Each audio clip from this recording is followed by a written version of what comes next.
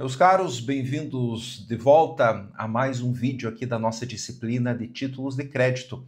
Agora para falar de um dos temas que com certeza estão entre os mais importantes dessa disciplina, que diz respeito aos princípios do direito cambial, o direito dos títulos de crédito. Eu posso dizer para vocês que por prática, cerca aí de 80, 90% de qualquer discussão judicial acerca de títulos de crédito é resolvida com a aplicação de um dos princípios. Trata-se, portanto, de um elemento central, nuclear, para a compreensão dessa disciplina.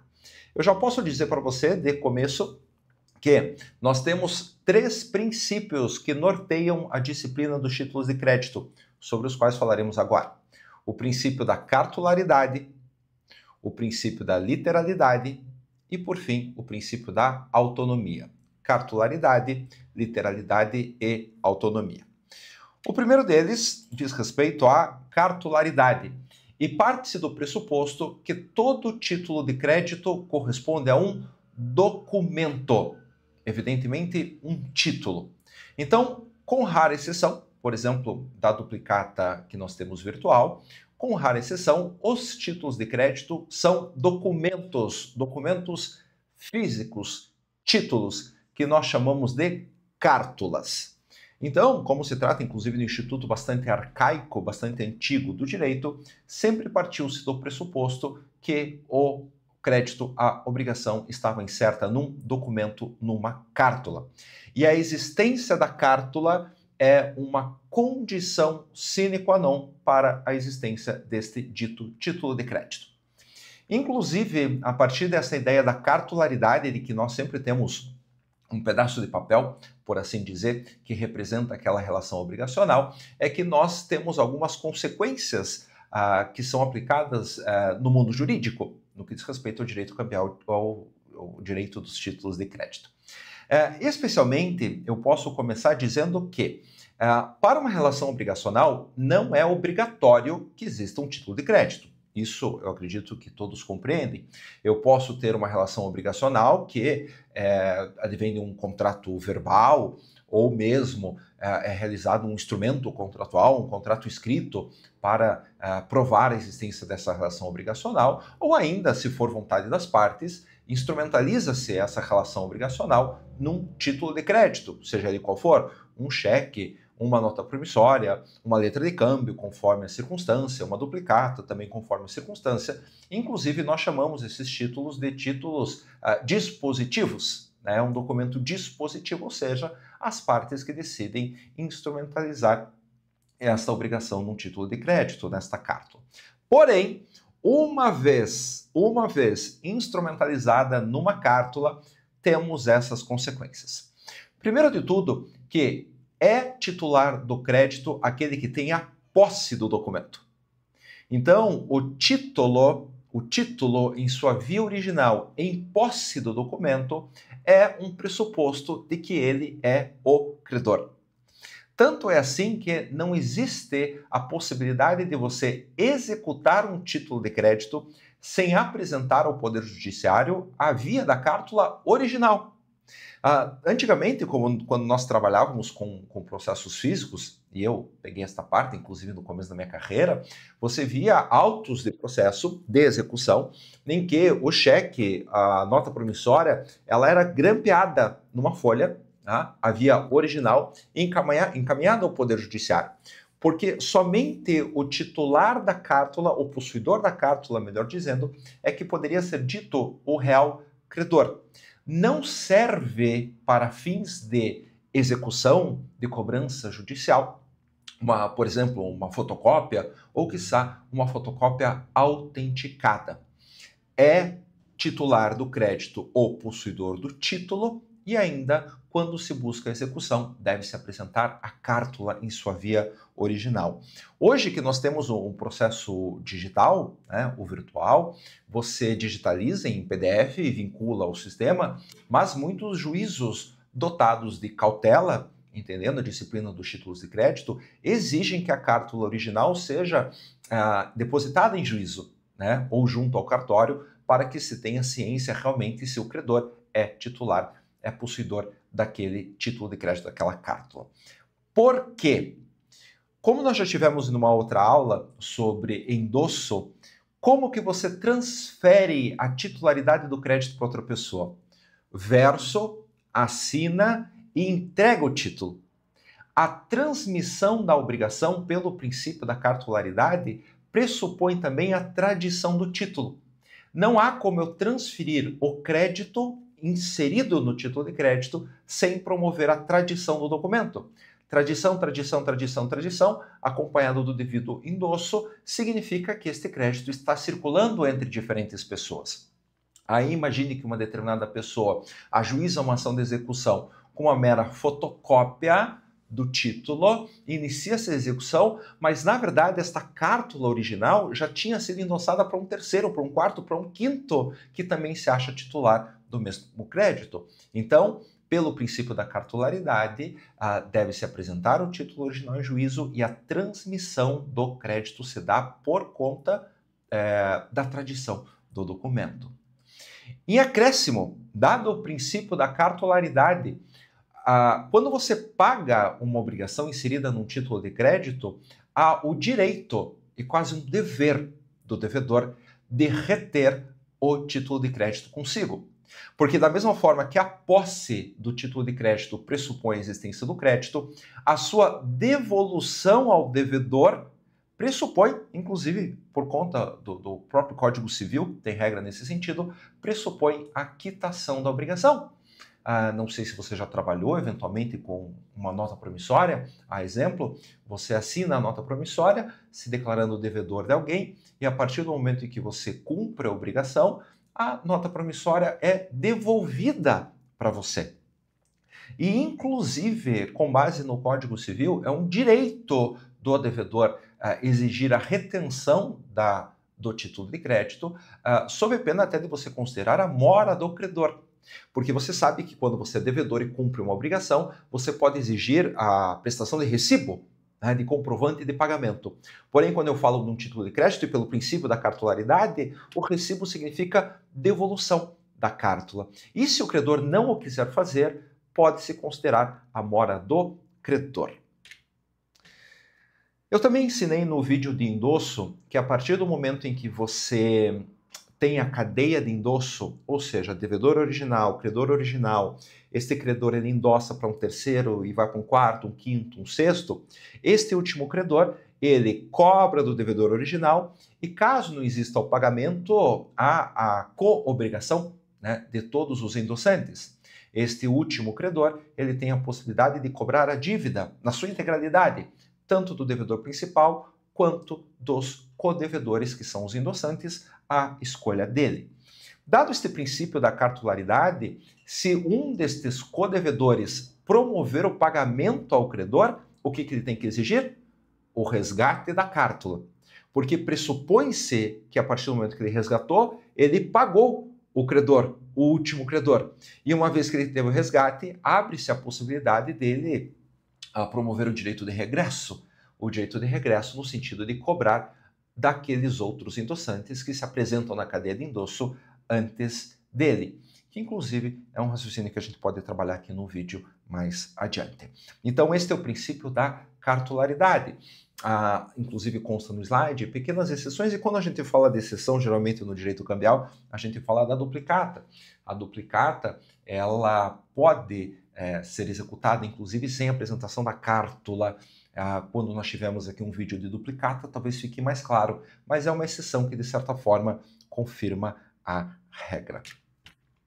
Veja que interessante, como eu comentei, grande parte das disputas judiciais acerca de títulos de crédito se resolvem pelos princípios, E temos aqui uma jurisprudência, uma decisão judicial, importância do resgate da cártula no que diz respeito ao pagamento. Veja, decisão do STJ, ministro Luiz Felipe Salomão. A quitação regular de obrigação representada em título de crédito é que ocorre com resgate da cártula. Tem o devedor, pois, o poder-dever de exigir daquele que se apresenta como credor cambial a entrega do título de crédito, inclusive por força do artigo 324 do Código Civil. civil, que nessa esteira, como eu comentei, diz respeito à devolução do título, pressupõe o pagamento da obrigação.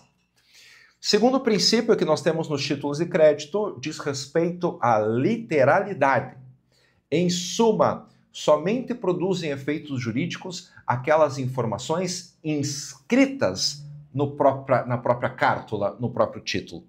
Então, se nós temos um determinado valor, uma determinada quantia devida pelo devedor ao credor, somente produzirá efeitos jurídicos, ou pelo menos do ponto de vista do direito cambial, aquilo que está literalmente escrito no documento.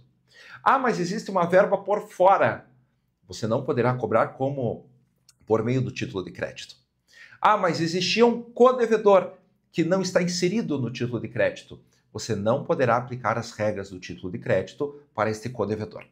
Pelo princípio da literalidade, portanto, nós entendemos que somente produzem efeitos jurídicos do ponto de vista do direito cambial, obviamente, aquelas informações incertas no próprio título, literalmente escritas no próprio título, o que nos traz a consequência. Informações contidas em documentos em separado não produzem efeitos para o direito cambial. Então, imagine que houve o endosso. Onde necessariamente eu tenho que promover o endosso? Na própria cártula. Ah, mas existe o endosso em separado. Não produz efeitos jurídicos. Temos a figura do avalista. Então, um terceiro que, por meio de uma garantia fidejussória, compromete-se a pagar a obrigação caso o devedor principal não o faça. Onde que tem que ser prestado o aval? No próprio título.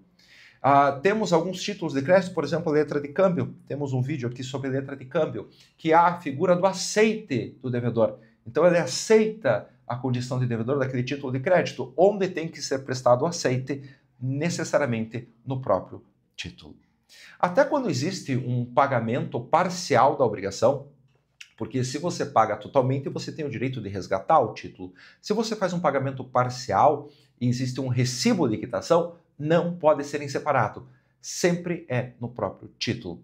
Então, é preciso ter em mente este princípio da literalidade, porque muitas vezes uma pessoa pode ser prejudicada por assumir obrigações ou entender que há efeitos jurídicos em documentos que não sejam o próprio título de crédito, a própria cártula.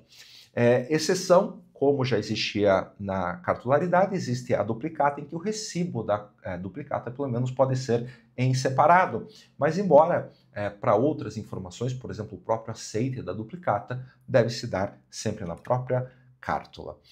Então, veja aqui exemplo, nós temos uma decisão judicial que vai ao encontro do que eu comentei. Então, uma discussão sobre uma duplicata, que é um título de crédito, cinge-se a controvérsia a saber se é possível o aceite em separado na duplicata mercantil.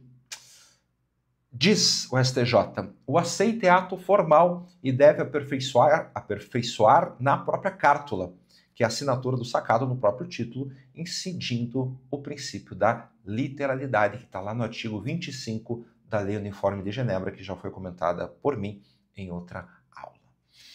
Bom, para completar a tríade e reforçar a importância da literalidade e da cartularidade, nós temos o princípio da autonomia. E aqui talvez seja a parte mais curiosa dos títulos de crédito. Os títulos de crédito, eles foram feitos para circular, para serem negociados. Tanto é assim que a sua transmissão de uma pessoa para outra se dá de maneira bastante fácil, bastante arcaica, por assim dizer, que é por meio do endosso. Verso do título, até no anverso, pagar para fulano e tal, assina e entrega, e assim sucessivamente. Contudo, um título de crédito pode circular tanto que o seu último endossatário, que é o credor, que tem o direito ao recebimento da obrigação, às vezes nem sabe quem é o devedor, nem conhece o devedor, o credor originário, os demais endossantes. Ele simplesmente fez um negócio mercantil e acabou recebendo, como forma de pagamento, de garantia, seja o que for, um título de crédito. Se eu não conheço alguém que é o devedor, como eu vou ter a segurança de que eu vou receber? E se teve algum problema no negócio jurídico que deu lugar, deu aso a este título de crédito?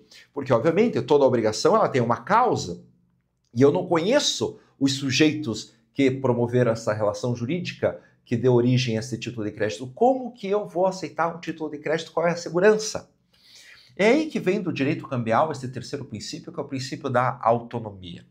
O princípio da autonomia significa que, a partir do momento que o título circula por endosso, e isso é importante, né? Então eu tenho o devedor original, credor original, este credor ele endossa este título para terceiro, esse endossatário, esse terceiro, tem a garantia da autonomia. Por quê?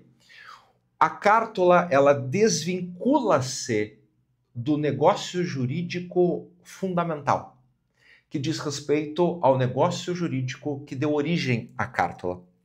A partir do momento que o título circula e é transmitido por endosso a um terceiro, não importa por que aquele título foi emitido, não importa se o contrato que deu origem continua a existir, se foi desfeito, se foi dissolvido, se foi resilido, não importa. O crédito continuará a existir.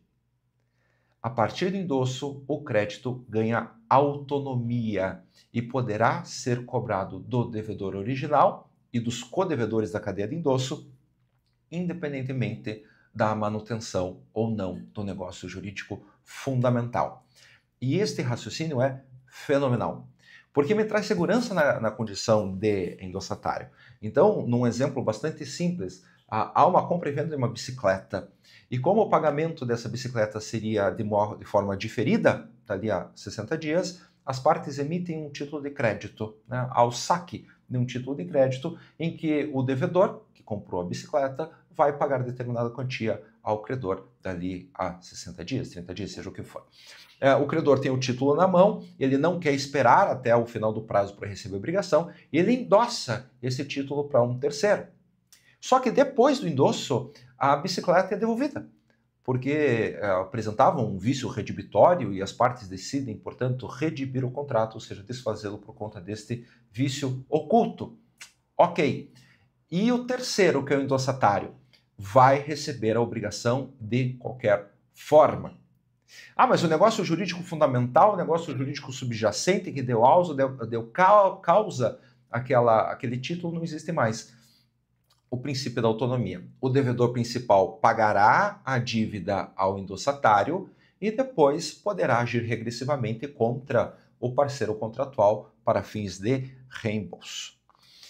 Esse princípio da autonomia, portanto, se traduz em dois efeitos ou dois subprincípios que correspondem a esse meu raciocínio. São eles a abstração e a inoponibilidade. A abstração é justamente este raciocínio de que, a partir do momento em que o título circula, ele se torna um crédito abstrato, desvinculado da relação jurídica que deu origem ao título. Deste modo, como já explicado, não importará ao terceiro se a relação jurídica continua a existir ou não, ele receberá o seu crédito.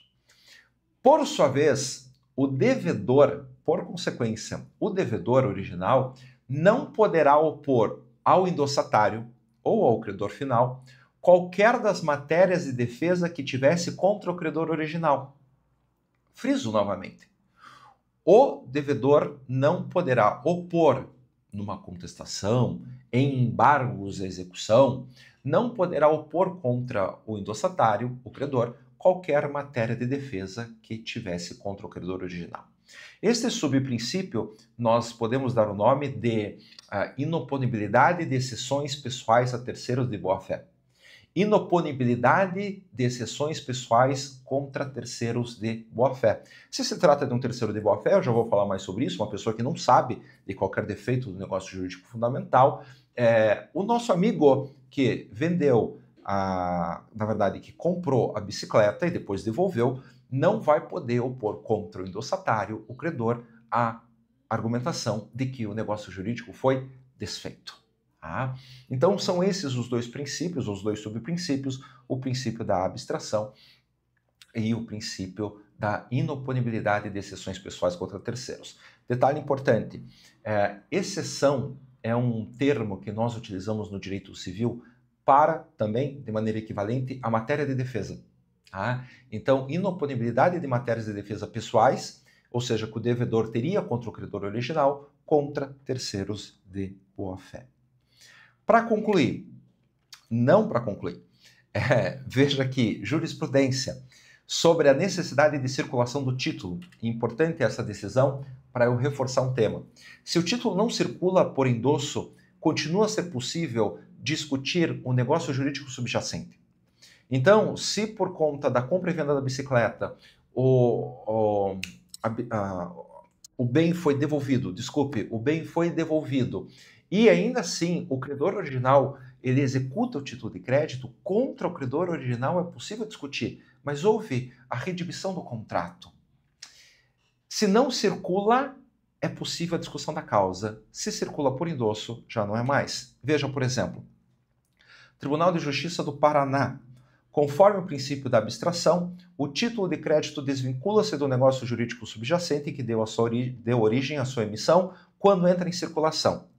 Consequentemente, neste caso concreto, se o cheque não circulou, é possível a discussão da sua origem. E aqui já nos explica muita coisa. Voltamos. Para concluir o meu raciocínio, o que sobra ao devedor como matéria de defesa? Então, se nós temos o princípio da cartularidade, o princípio da literalidade e, sobretudo, o princípio da autonomia, não há muitas matérias de defesa que podem ser opostas pelo devedor, especialmente contra o credor de boa-fé.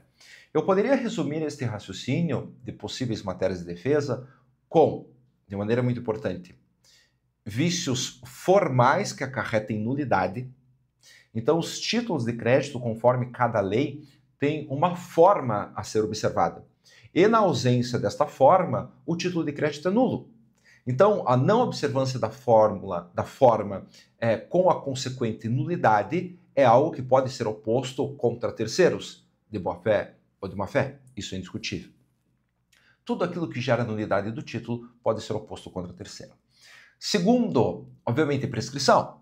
Então, cada título de crédito diz respeito a uma dívida líquida, constante um instrumento particular, e a ele aplica-se a prescrição, que inclusive cada legislação tem uma regra específica. Existe a prescrição do cheque, existe a prescrição da duplicata, mas via de regra, no máximo, nós trabalhamos com a prescrição geral do Código Civil para títulos, para documentos, que seria lá a prescrição dos 5 anos no máximo, nem que seja para fins de ação monitória. Mas de maneira especial, gostaria de destacar que a inoponibilidade de exceções pessoais diz respeito a terceiros de boa-fé. Então, se trata de um terceiro de boa-fé, não há como se discutir a causa ou um problema na causa do título com este terceiro. Mas quem que é o credor que não é de boa-fé? O credor de má-fé. É aquele credor que sabe do defeito do negócio jurídico original e ainda assim funciona como endossatário do crédito.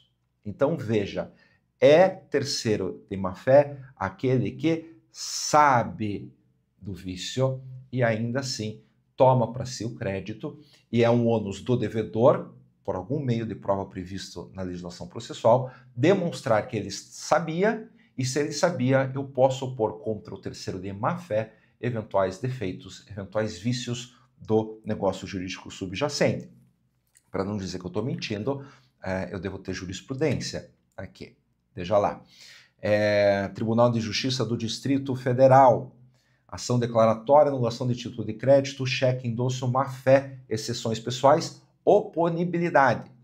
Diante da má-fé das portadoras do cheque, que os receberam do endossante mesmo cientes do desacordo comercial, é admitida a oposição das exceções pessoais pelos emitentes. Então, a rescisão judicial do contrato de compra e venda de pedra de mármore, por inadimplemento da vendedora, e seja a anulação dos cheques dados em pagamento e o cancelamento dos respectivos protestos, porque, no caso concreto, os terceiros sabiam deste desacordo comercial. Se não fosse, nós tínhamos a manutenção da nossa regra do princípio da autonomia. Bom, espero que tenha gostado desse vídeo e nos vemos no próximo. Um abraço.